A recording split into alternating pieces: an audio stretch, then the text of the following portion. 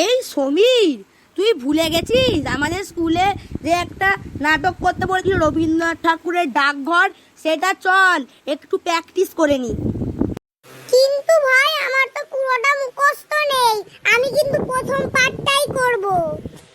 আরে ঠিক আছে সেটাই কর না, চল শুরু করি। ওই তুই মাধব দত্ত হ, আমি কবিরাজ হব।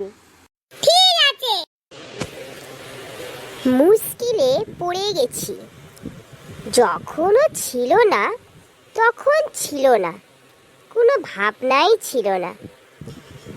এখনো কোথা থেকে যে এসে আমার ঘর জুড়ে বসলো, ও চলে গেলে আমার এ ঘর যেন আর ঘরই থাকবে না। কবিরাজ মহাশয়, আপনি কি মনে করেন ওকে? মুশকিলে পড়ে গেছে, যখন ছিল না তখন ছিলই না, কোনো ভাবনাই ছিল না। এখন কোথা থেকে এসে যে আমার ঘর জুড়ে বসলো, ও চলে গেলে আমার ঘর যেন আর ঘরই থাকবে না। কবিরাজ মশাই, আপনি কি মনে করেন ওকে?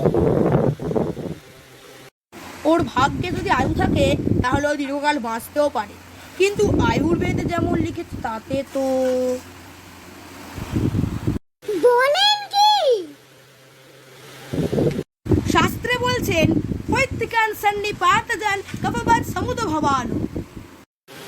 থাক, আপনার আর এই সবগুলো আওড়াবেন না, ওতে আরো আমার ভয় বেড়ে যায়। এখন কি করতে হবে সেইটা বলে দিন। খুব সাবধানে রাখতে হবে। সে তো ঠিক কথা। আরে বাবা, কিন্তু কি বিষয়ে সাবধান হতে হবে সেইটি তো স্থির করে দিয়ে যান। আমি তো পূর্বেই বলেছি, ওকে বাইরে একেবারে যেতে দেওয়া যাবে না। ও তো ছেলে মানুষ, ওকে দিনরাত ঘরের মধ্যে ধরে রাখা যে ভারী শক্ত। তা কি করবেন বলেন? এই শরৎকালে রৌদ্র আর বায়ু দুইয়েই বালকের পক্ষে বিষমত, কারণ কিনা শাস্ত্রে বলেছে অপস্বরে জ্বরে কাশে কামলায় হলিমুখে। থাক, আপনার শাস্ত্র থাক, তাহলে ওকে বন্ধ করে রেখে দিতে হবে, আর অন্য কোনো উপায় নেই। কিছু না, কারণ পবনে তবনে চৈব। আপনার এই চৈবনি আমার কি হবে বলেন তো? ও থাক না, কি করতে হবে সেইটা বলে দিন। কিন্তু আপনার ব্যবস্থা যে বড় কঠোর, রোগের সমস্ত দুঃখ বেচারা চুপ করে সহ্য করে, কিন্তু আপনার ওষুধ খাবার সময় ওর কষ্ট দেখে আমার বুকটা ফেটে যায়। সেই কষ্ট যত প্রবল তার ফলও তত বেশি। তাই তো মহর্ষি চবন বলেছেন ভেষজাং হিত্যা বাক্যাঞ্চ তিক্তাং আশফুল প্রদাং। আর তবে উঠি দত্ত মশাই। ওই এবার হয়ে গেছে, এবার ছাড়।